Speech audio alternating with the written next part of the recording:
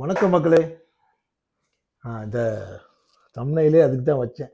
மார்க்கெட்டே தூங்குது. அவரு மார்க்கெட்டே தூங்க சொன்னா, வெறும் புல்லு தூங்குற மாரி ஏஐ படம் போட்டு குடுத்துருச்சு. சரி. ஆ இன்னைக்கு மார்க்கெட் பயங்கர போர் அடிச்சிருக்கும். அப்படியே மெதுவா ஒரு ரேஞ்சுக்குள்ளேயே மேல போய் கீழ வந்திருப்பாரு. நாளைய க்ளோஸ் எப்படி இருக்கும்? அதுக்கப்புறம் மார்க்கெட் எப்படி இருக்கும்? எப்படி ரியாக்ட் பண்ணும்? இத இப்பொழுதைக்கு சிம்பிளா வேகமா பார்த்துருவோம். சனி, ஞாயிறுல பட்டைய கிளப்பி பொறுமையா உட்காந்து எல்லாத்தையும் விளாசிருவோம். ஓகே. நிஃப்டி அ கிட்டத்தட்ட 500ல இருக்கு. 25,500ல க்ளோஸ் ஆயிருக்கு. ஒரு 150 பாயிண்ட் நம்ம நம்ம ரேஞ்ச் என்னன்னா, இந்த 25,350 அதோட முன்ன பின்ன இருக்கும். ஒரு 50, 100 பாயிண்ட் மேல, கீழ அப்படி இருக்கும். இதுதான் நம்ம எதிர்பார்த்தது. ஆனா, அத விட முக்கியமா என்ன எதிர்பார்த்தோம்னா, இந்த 25,100க்கு வந்துட்டு அப்புறமா மேல போவாருன்னு நம்ம எதிர்பார்த்தோம். அது மட்டும் நடக்கல. நாளைக்கே அது நடக்குமான்னு எனக்கு தெரியல. ஏன்னா, ஒரே நாள்ல வந்து 400 பாயிண்ட் இறங்கிட்டு ஒரு ரெக்கவர் குடுக்கணும். 1.5% தானே. நடக்குமான்னு பார்ப்போம். ஆனா இதுதான். இந்த 27,350னா ஒரு 400, 420 இந்த பக்கம் 250, ஆ 220 இந்த இந்த இந்த ஜோன்ல க்ளோஸ் ஆகும். ஸோ நாளைக்கு இதுக்கு இப்படிதான் க்ளோஸ் ஆக போகுது. இதுல ஒரு பெரிய கதையெல்லாம் இல்ல. பேங்க் நிஃப்டிக்கு மட்டும் வருவோம் அடுத்து.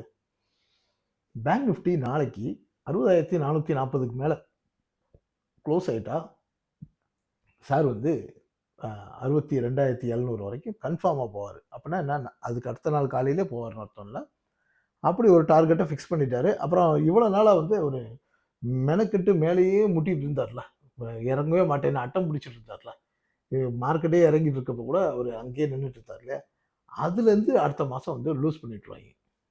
அப்பா முடிஞ்ச அளவு இழுத்து பிடிச்சாச்சு. இனிமேல இறங்கி நிக்கிறோம். கொஞ்சம் அந்த ப்ராஃபிட் புக்கிங்லாம் அடுத்த மாசத்துல நடந்து, வேற யாரும் இல்ல. இந்த ஃபண்ட் மேனேஜர்ஸ் தான். அதுவும் அ டெரிவேட்டிவ்ஸ் ஆப்பரேட்டர்ஸ் தான் இந்த இவ்வளோ வேலைய செய்றது. இவங்களுக்கு எஸ்டிடி வந்து இவ்வளோ போட்டா பத்தாது. இன்னும் ஜாஸ்தியா போடணும். ஆனா நம்மளையும் பாதிக்குமேன்றதுனால கொஞ்சம் அடக்கி வாசிக்க வேண்டியது இருக்கு.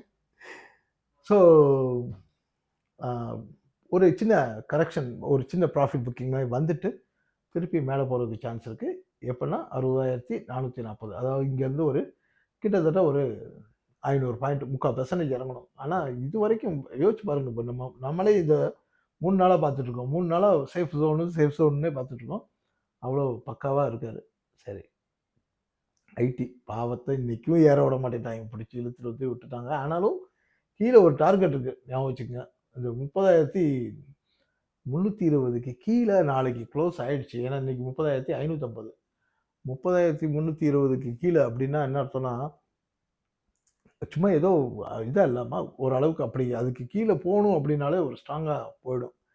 அப்ப நாளைக்கு 30,320க்கு கீழ க்ளோஸ் ஆகல அப்படின்னா, என்ன நடக்கும்னா, அடுத்த வாரம் 30,000 அதாவது கீழ ஒரு டார்கெட் இருக்கு. ஞாபகம் இருக்கா? நம்ம இப்ப நம்பர மறந்துட்டேன் நானு. அந்த டார்கெட் ஏற்கனவே நம்ம பேசியிருக்கோம். அந்த டார்கெட் வரைக்கும் வந்துட்டு, திருப்பி அடுத்த மாசம் ரெக்கவர் குடுத்துருவாரு.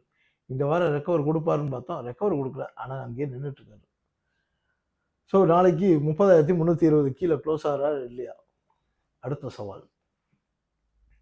இவரு பிரச்சனை இல்ல. இப்ப வந்து பக்கா சேஃபான ஏரியால இருக்காரு. 27,700க்கு மேல இருக்கிறாரு.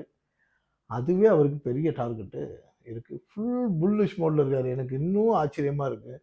ஆட்டோ செக்டார் எப்படி இவ்ளோ புல்லிஷா இருக்கு? ஏன்னா, அங்க வார் கிரைசிஸ்ன்றத தாண்டி க்ரூட் ஆயில் கிரைசிஸ் பெருசா இருக்கு. ஆட்டோ செக்டார் எப்படி ராஜா இவ்ளோ புல்லிஷா இருக்கீங்கன்னு எனக்கு தல சுத்தி போய் தான் இருக்கேன்.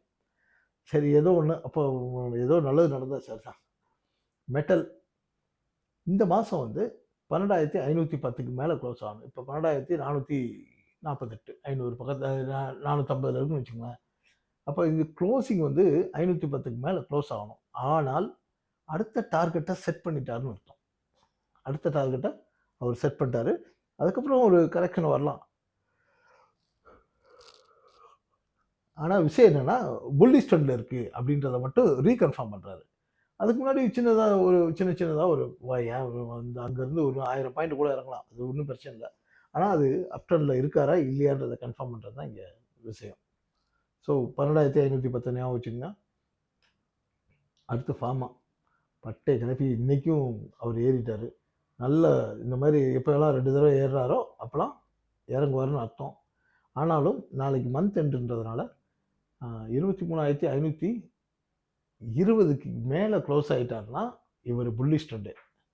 இல்லை அப்படின்னா மறுபடியும் கன்சால்டேஷன் ட்ரெண்டு. ஏன்னா இவர் ஒன்றும் பெரிய கரெக்ஷன்லாம் இல்லை. இந்த இந்த இந்த மாதிரி இந்த ஏரியாவுக்குள்ளேயே நிற்பார். ஏன்னா அவருக்கு டிமாண்டும் இருக்குது. அதே நேரத்தில் ஏதோ ஒரு காசியஸாக ஏதோ ஒன்று எதிர்பார்த்துட்ருக்காரு. இப்போ 23,300 இருக்காரு. ஸோ 520ன்றது ஒரு 220 பாயிண்ட் ஒரு 1% ஏறணும். நாளைக்கு அது செய்வாரா அப்படின்றது பார்ப்போம். சார் இது சொல்ல மறந்துட்டேன்.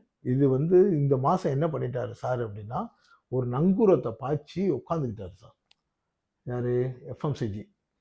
இப்போது அடுத்த மாதம் இதை நோட் பண்ணிக்கங்க. ஏன்னா நிறைய பேர் இந்த எஃப்எம்சிஜி ஸ்டாக்ஸ் வச்சுருப்போம், அது மேலே பெரிய உள்ள ஆட்களாக இருப்பீங்க.